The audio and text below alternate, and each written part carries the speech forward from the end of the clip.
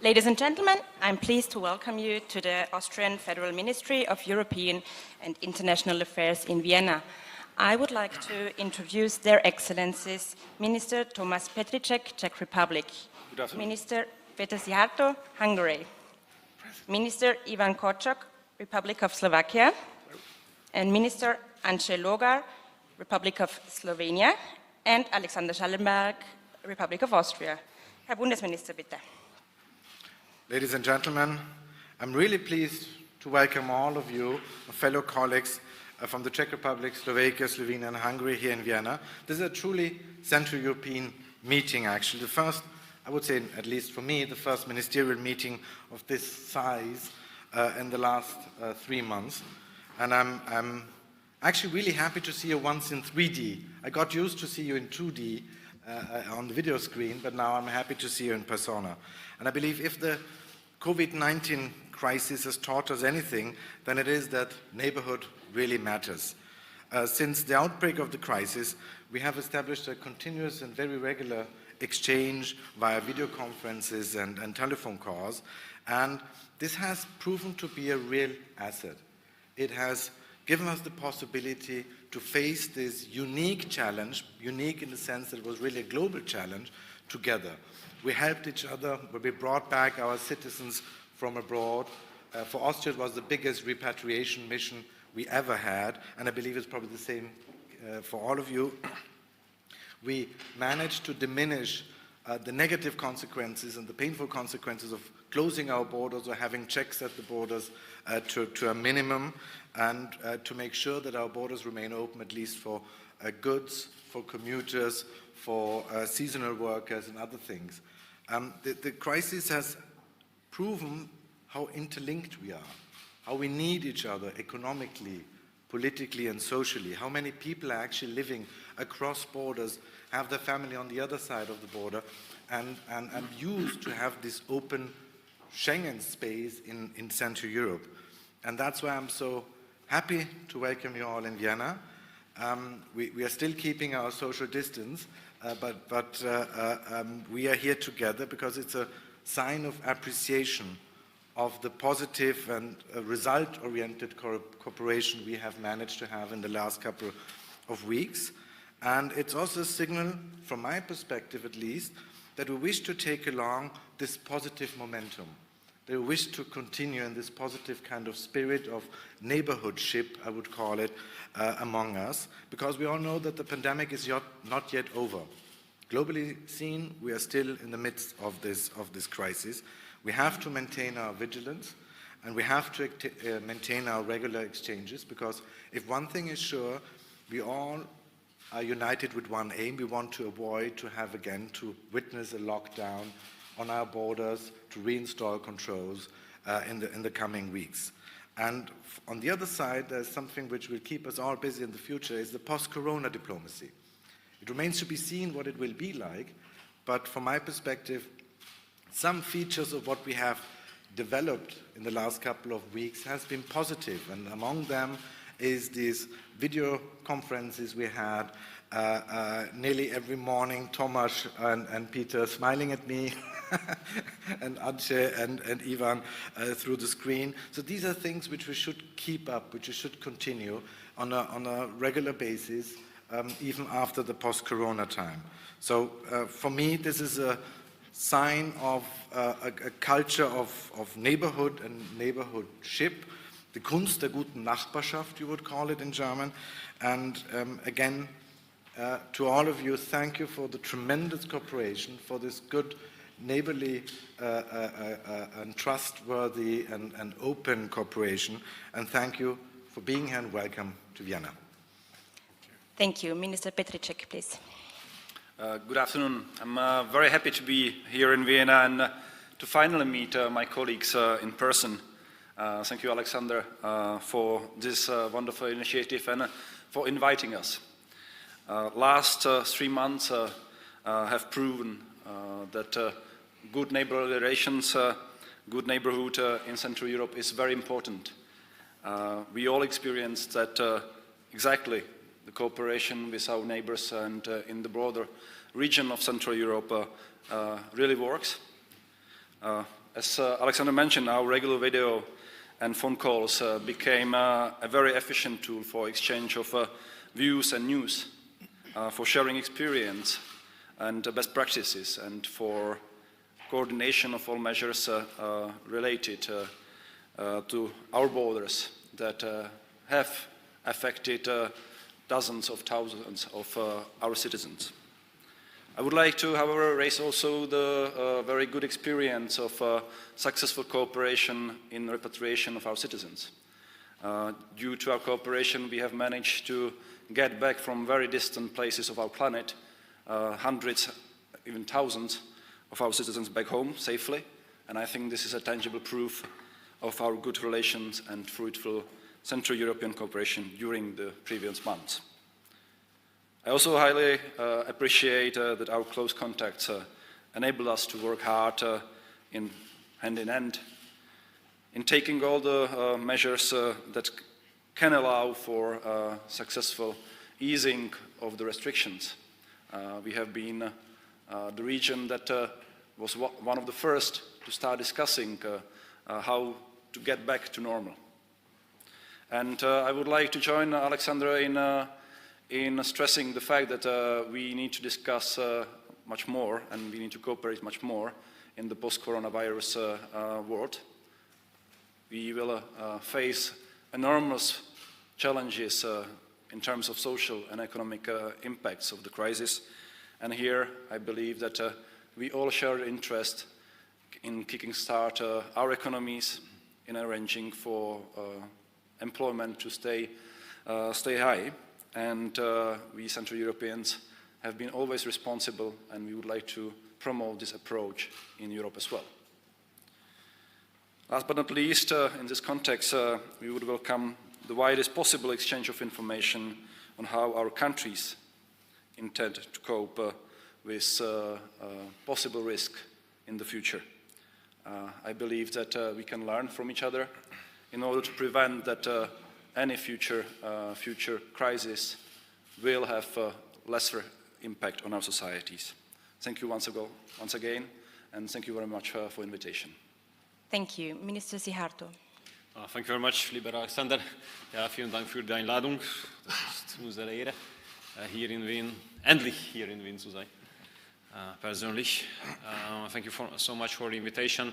I want to make three very short points. First is that the Central European countries, especially those ones who are now represented today, have managed the first stage of protecting ourselves from the coronavirus successfully. And one of the reasons why we proved to be successful was our strong cooperation. When it comes to helping each other with protective equipments, when it comes to allowing people to commute, when it comes to ensuring the cargo traffic to flow without or almost without obstacles, and when it comes to repatriation. Of course, I want to thank all four of my colleagues, since all four countries have contributed to the success of our repatriation missions. I really appreciate that. Second point, that these challenges during the corona time have strengthened our cooperation further. Solidarity and mutual respect, and taking into account the interest of the others. These were the key principles of our cooperation. So cooperation between these five countries became much stronger during the crisis.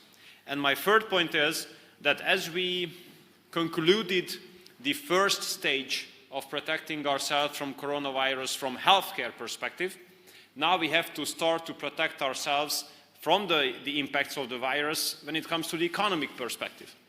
Because the coronavirus does not only endanger the lives and the health situation of the people, but the jobs as well.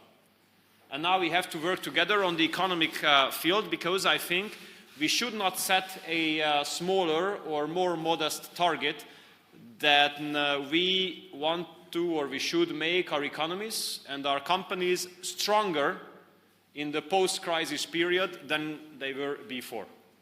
Economically speaking, we have all the chances to become stronger in the post-corona time than we were in the pre-corona time.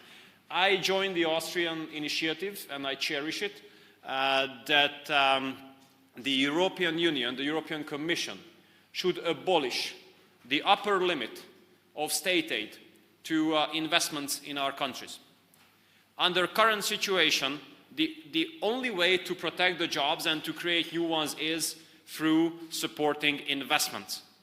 And now I think European Union should allow its member states to use their own national budgetary resources to finance investments without limitation. This is the time. And it's unacceptable that the European Commission was not able to make a decision on that for the last 1.5 months. We have initiated to abolish the 800,000 euros as an upper limit, and there's no decision. 1.5 months under such circumstances when speed matters. So I think our economic cooperation should be further developed. We should be allowed to support investments. I'm happy to say that we support Austrian investments in Hungary, taking advantage about the fact that we can do it up to 800,000 euros, but we would be happy to do it even further, because these companies give or create jobs for the Hungarian people. So I welcome really the opportunity, dear Alexander, that we can be here together, finally personally, not the video. And once again, I want to appreciate the invitation to you, and I want to appreciate the cooperation to the 3 other colleagues, which I have experienced during these very challenging times. It was really nice and made us happy to feel the solidarity among the countries of ours. Thank you. Vielen Dank. Thank you. Minister Korczak.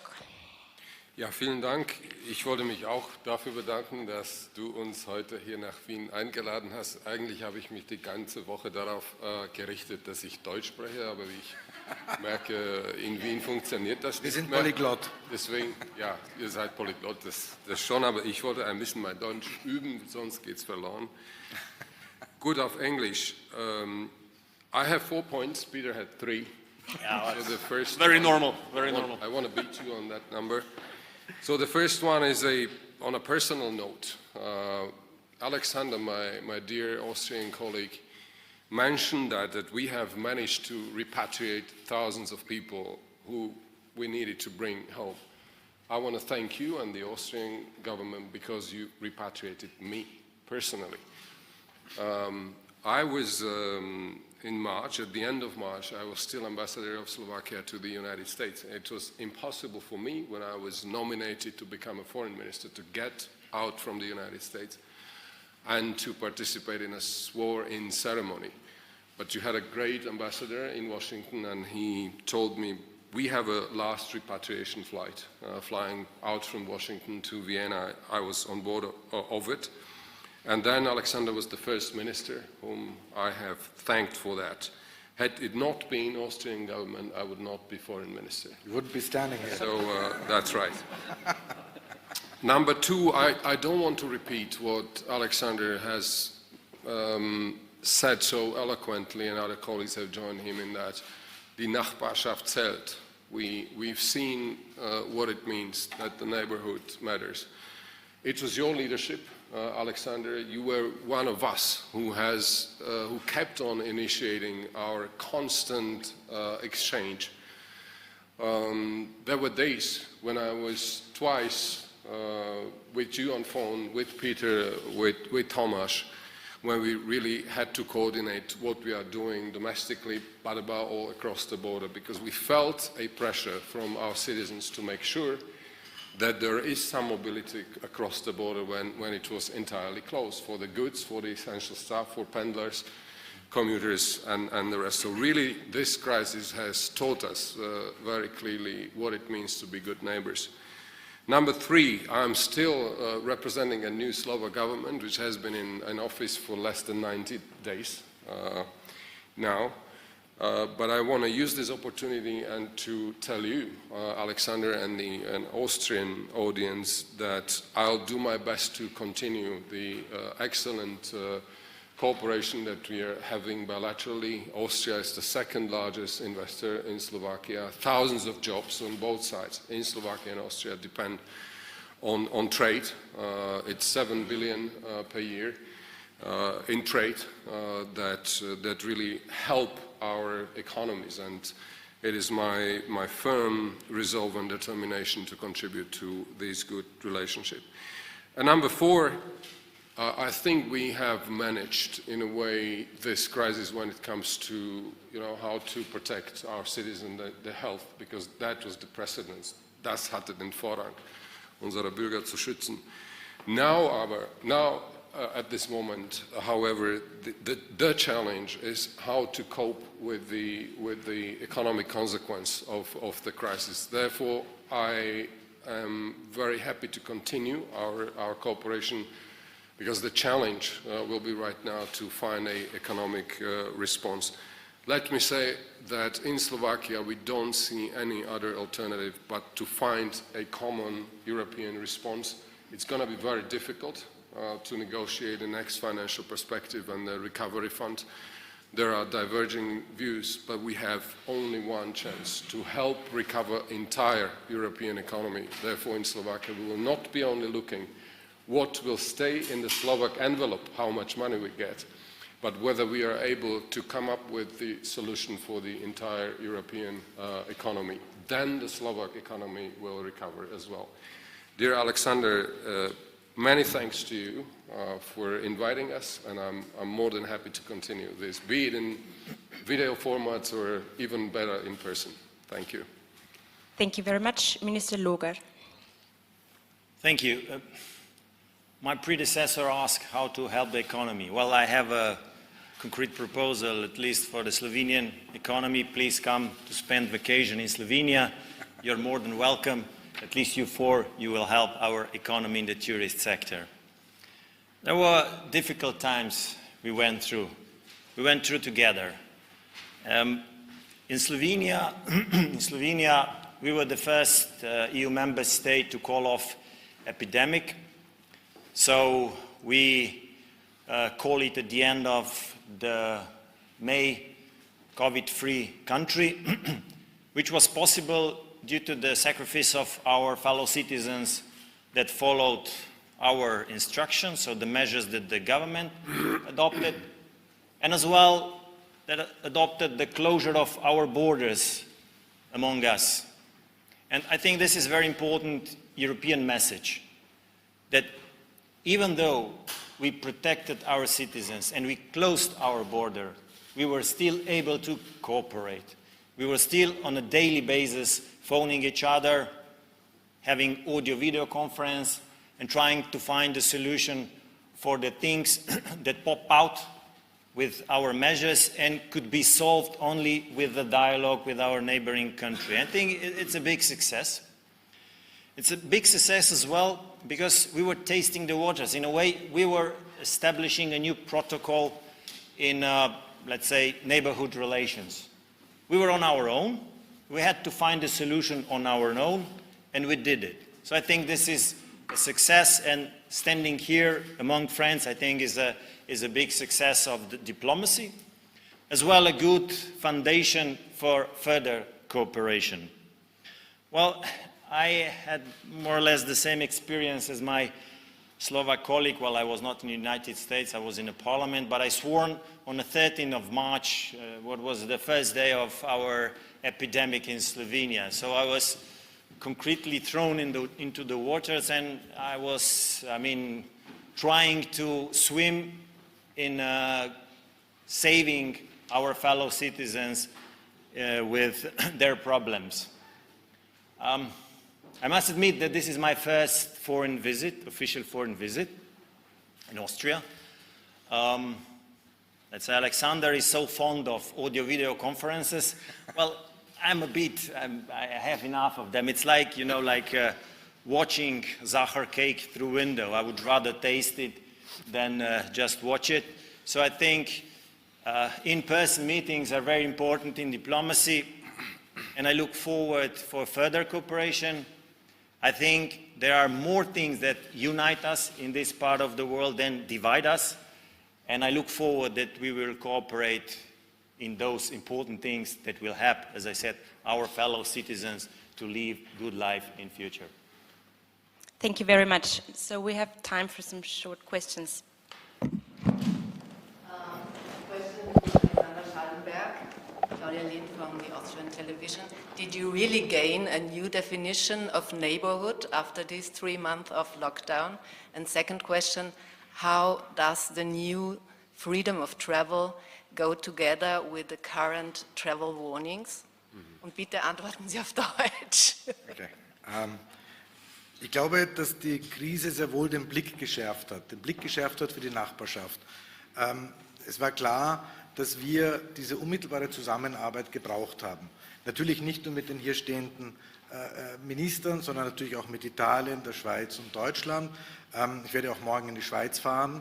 Es ist für mich einfach ein Signal, dass wir doch in dieser Krise sehr eng zusammengearbeitet haben, sehr gut zusammengearbeitet haben. Und ich würde dieses Momentum auch gerne in die Post-Corona-Phase mitnehmen, was ja auch die Kollegen angesprochen haben.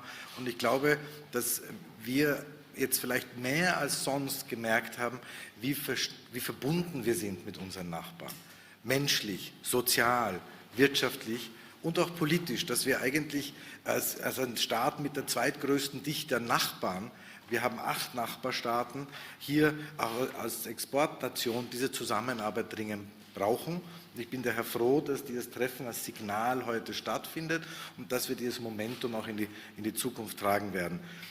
Ihre zweite Frage betreffend, sorry by the way, I was asked to answer in German. Ihre zweite Frage betreffend Reisefreiheit und Reisehinweise. Nun, was das Außenministerium gesagt hat, ist, dass wir weiterhin für den Globus, für die Welt, ein hohes Sicherheitsrisiko sehen. Das ist der Reisehinweis, sozusagen die Stufe 4. Das ist keine Reisewarnung, sondern es ist ein Hinweis. Einfach deswegen, weil man sich einfach bewusst sein muss, dass ein Restrisiko immer noch vorhanden ist, wenn man ins Ausland fährt. Und wir alle haben im März erfahren oder erfahren müssen, dass innerhalb von 24 Stunden Grenzen geschlossen werden können, Flughäfen den Betrieb einstellen können, Fährendienste den Betrieb einstellen können.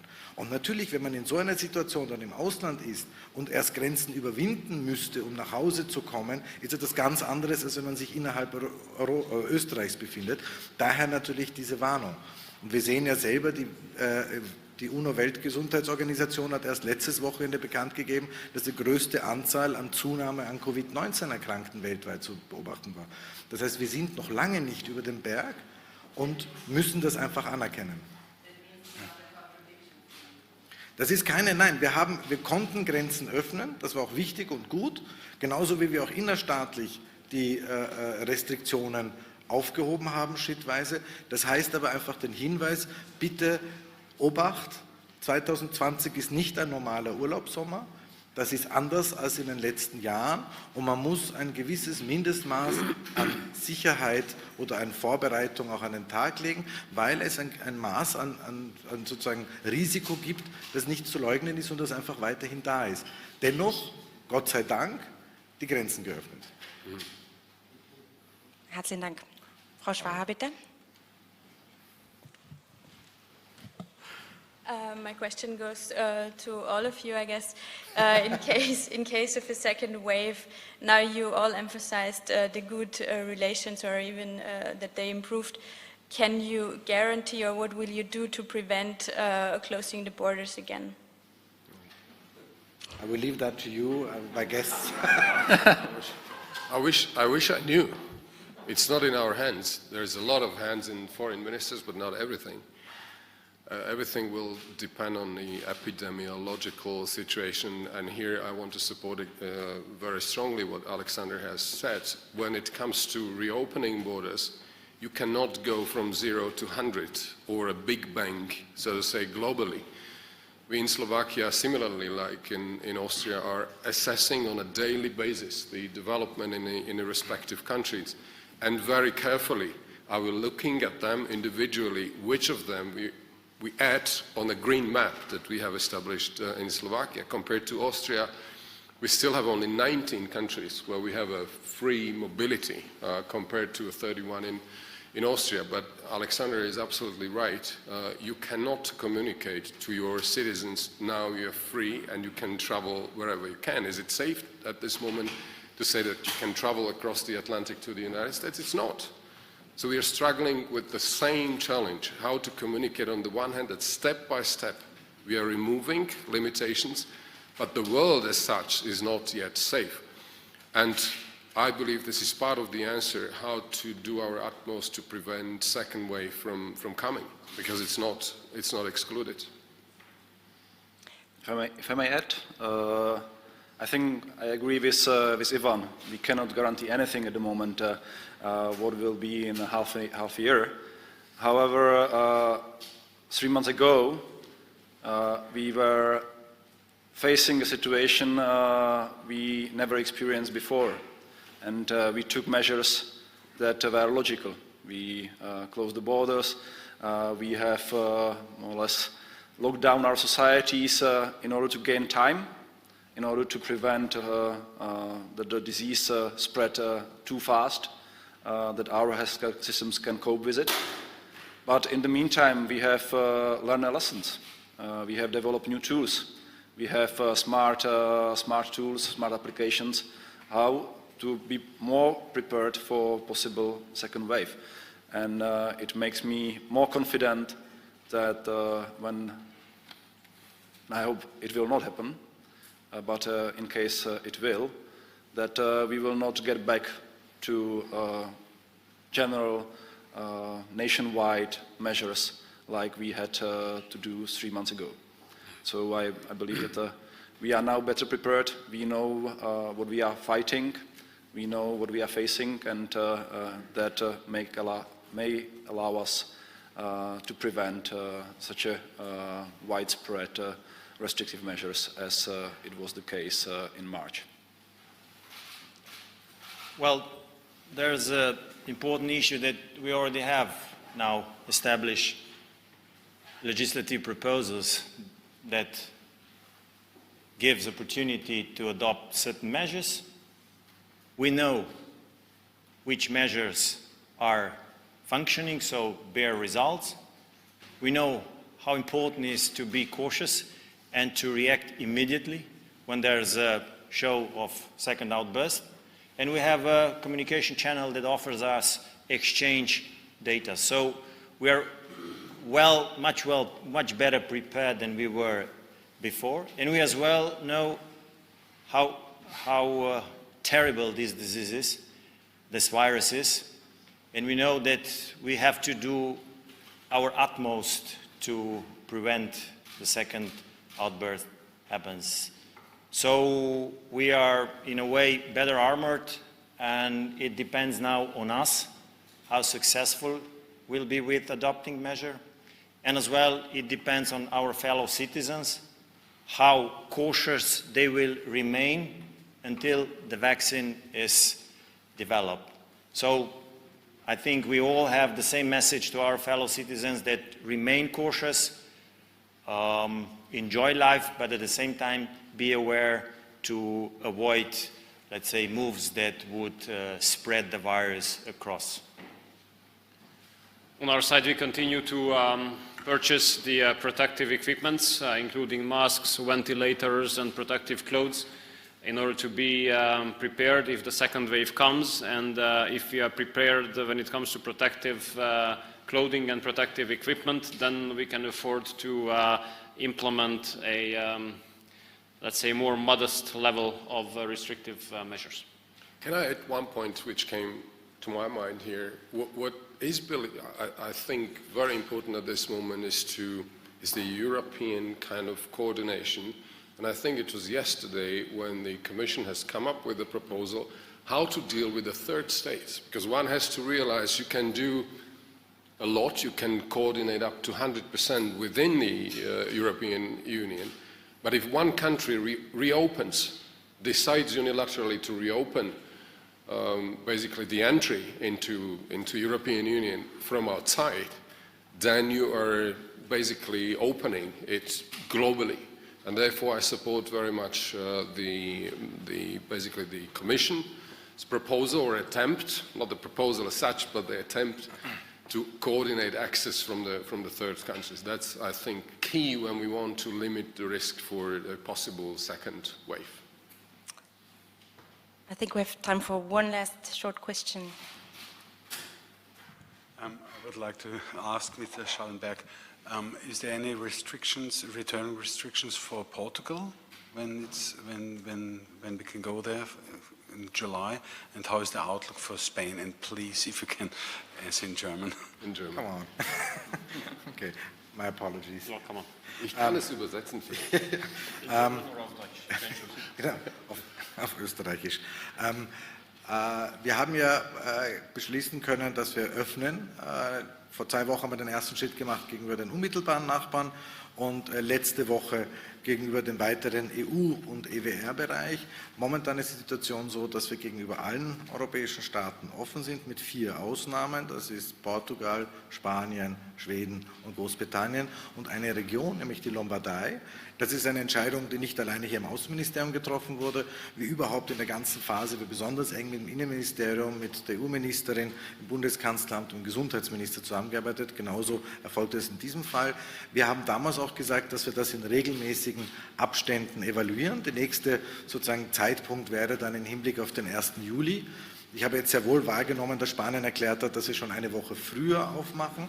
Das wird gerade zwischen den Experten diskutiert, auch im Gesundheitsministerium. Ich bin aber nicht zuversichtlich, dass wir sehr bald weitere Öffnungsschritte machen können. Und sicher die größten Fragezeichen innerhalb Europas, wenn ich jetzt an ganze Staaten denke, das ist noch Schweden und das ist Großbritannien, würde ich sagen, aus meiner Warte. Aber ich glaube, vielleicht noch in Ergänzung zur Frage, die ich am Anfang bekommen habe, es waren einige wichtige Sachen, die gesagt wurden. Sondern der Satz, the world is not safe, der Planet ist noch nicht sicher fürs Reisen. Die Pandemie ist global einfach noch da. Wir stecken noch in dieser Krise und daher auch vom Außenministerium weiterhin, und ich glaube, auch hier haben wir einen ähnlichen Zugang, auch wenn jedes Land andere Regeln hat, was Reisehinweise und Reisewarnungen betrifft. Wir sagen, ja, wir machen die Grenzen auf, aber bitte mit Vorsicht damit umzugehen, bitte mit Hausverstand und Eigenverantwortung, daher weiterhin unser Reisehinweis, dass es global ein hohes Sicherheitsrisiko gibt. Das ist kein Widerspruch, sondern es ist einfach ein Hinweis darauf, dass wir noch mitten in dieser Pandemie stecken. Und das muss man wahrnehmen und das muss jeder sozusagen wissen, wenn er beschließt, die Landesgrenzen zu überschreiten und ins Ausland zu fahren. Wir haben das ja auch jetzt gehört wieder.